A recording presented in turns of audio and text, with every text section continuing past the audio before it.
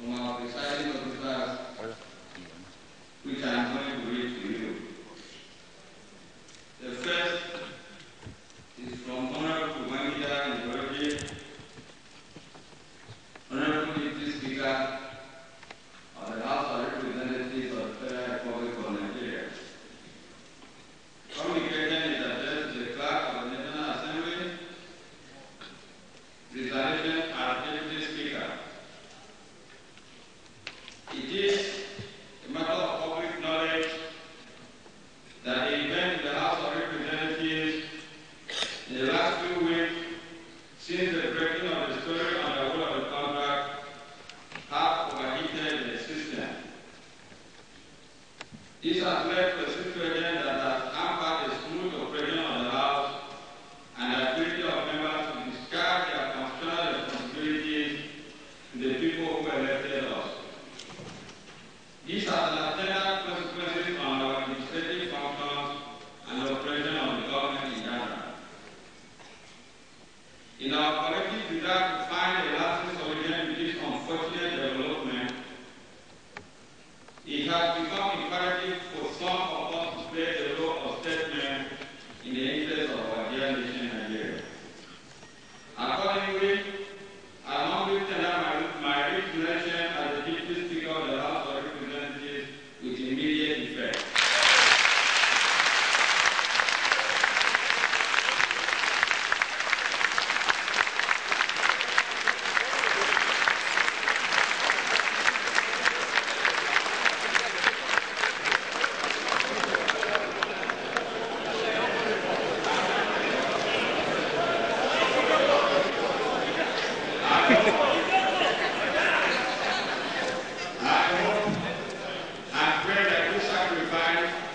Will contribute towards finding a lasting solution to the problem facing the House. I wish to express my everlasting gratitude to all my colleagues who repose their confidence in me by giving me the opportunity to serve this House and the nation. I would also like to thank the team Nigerians who supported us through these trying times. Yours sincerely, Honorable Wangida Ngoroji.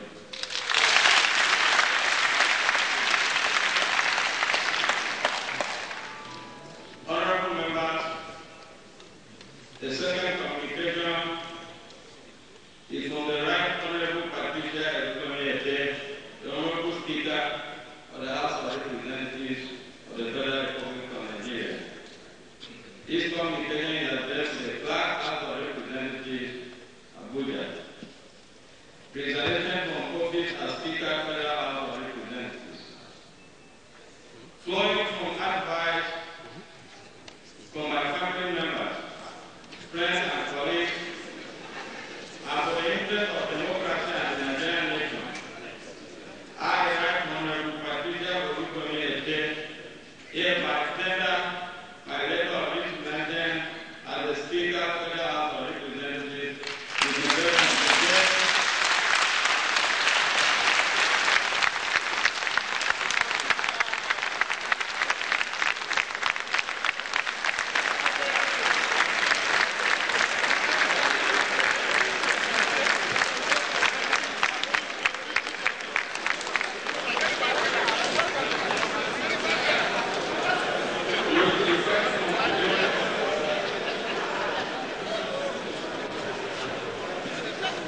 With effect from today, Tuesday, 30th October 2007, I appreciate the support and consent of my colleagues while I was the Speaker of the House.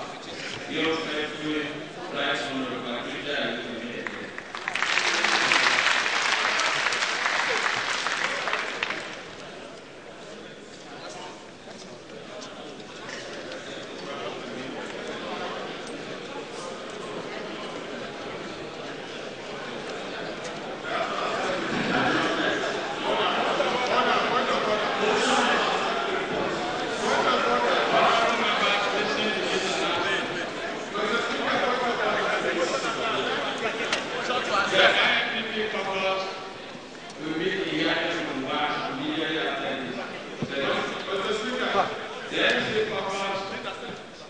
Meeting immediately after this session in January 2.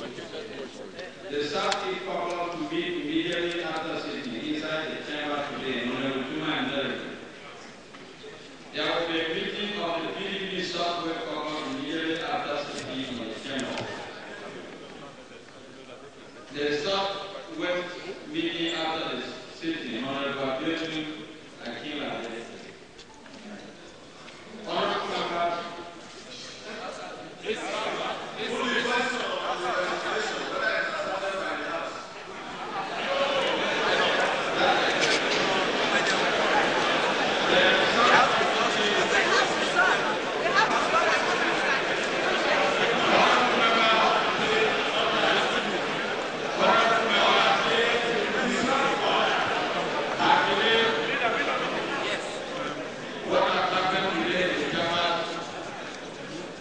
to begin the process of reconciliation in this chamber. The new leadership of the House has been emerged. It is my firm belief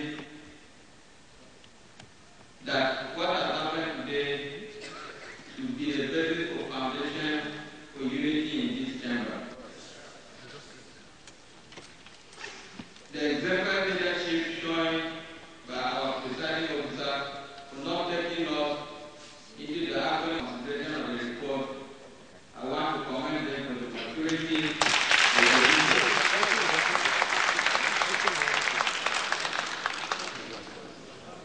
And I think before this house adjourns, I will allow one or two of my colleagues to also make comments.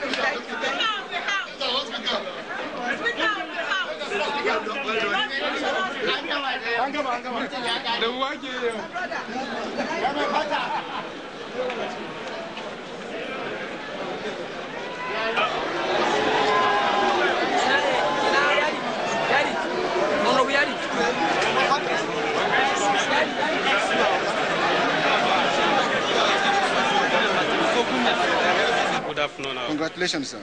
We thank God for that. Yes, sir. So what transpired today on the floor of the House? Do we say democracy is at work in Nigeria, or do we call it a setback? Thank you so much. I will say that democracy is at work. And what happened today is the act of God. I have the belief that God loved Nigeria. If God does not love Nigeria, then what happened today will never happen. And I believe this is a lesson to every Nigerian that an individual is no more than this nation. And that there is no problem on ground, on this earth, that cannot be solved. The problem was solved in a very simple manner. And we thank God for that. I think this National Assembly, House of Reps in particular, can now move forward. And I also have the belief that as we start with the next speaker, we are going to gain our lost glory. A lost glory that Nigerians have seen the House of Reps as a mess. We believe that that debris in the House of Reps would be cleared off. Finally, sir, where should Nigerians expect the new speaker to emerge from? The new speaker, because already the speaker has been zoned to Southwest. And there are 6 states in the Southwest. I have the belief that the new speaker can emerge from any of the 6 states in the Southwest, because the position of the speaker is zoned to the Southwest within the 6 states. What's your advice, sir? Do you think that the new speaker will be among the old members or among the new ones, sir? Thank you so much. As a matter of fact, though, I may say that for now, because every member of the House of Reps, in a way, has gone through some legislative processes. At least every person has known a little of what is obtainable within the National Assembly. But that notwithstanding, 4 months, to me, is not enough. Experience gained in 4 years and experience gained in 4 months are not the same. I still have the belief that it is better they bring somebody who have served for at least one session. What is your advice for the new speaker? Well, my advice to the new speaker is that any new speaker that is emerging should learn what has happened today, and that there is nothing as important as being showing humility when you work in a situation whereby you are leading people that are of the same level with you. A speaker is a leader among equals. You know very well that every one of us is qualified to be a speaker. Every one of us is qualified to be a deputy speaker. So as a leader among equals, to show the people that, look, I am leading people of the same level with me, and that there should be no arrogance, the speaker should be prepared to listen. It is only when you are not prepared to listen that you will always have this problem. So any speaker that is prepared to listen, take advice from people, I think that speaker will make a very good speaker. Thank you, Honorable. Thank you so much. For the sake of my name is Honorable in the House as elsewhere, are matured like any other civilized country, and they can resolve their crisis no matter how high it seems to be. They have that maturity to resolve their own crisis amicably. And what we have seen here, it has shown a very matured way of resolving crisis, whether political or whatever. In fact, it has gone to trace what world leaders have always acclaimed Nigerians to be. If you can remember the former UN Secretary General, Busru Gali, when he was commending Nigeria, they were asking him after retirement, where will you go? He said he would have loved to come to Nigeria to learn about those skills of crisis management for Nigerians, because he knew Nigeria with ethnic plurality of about 280 different tribes. They are able to resolve their crisis anytime they have it. They had civil war in 1966, and they were able to come out of it very clearly without any major intervention from other countries. And they are able to meddle and solve their own internal crisis anytime they have it. And this is exactly what we replicate here in the House chamber. And I believe at any time we will always find the mechanism to resolve our own differences amicably. And now we will work stronger ever than before, because there is nothing personality or ego fight within this issue. It is about saving the integrity and respect of the institution. And everybody has come to identify with that, and we wouldn't have problem of reconciling and merging as one indivisible house again. Finally, sir, where should we expect the speaker to emerge from? Is it from the old members or from the new ones?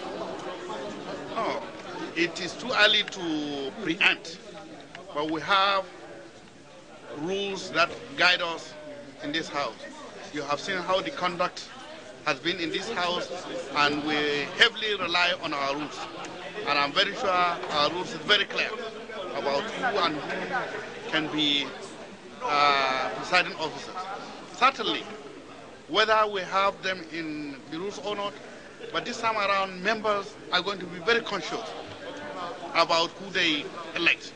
We have to know the person must be first knowledgeable. It must be somebody who respects rule of law.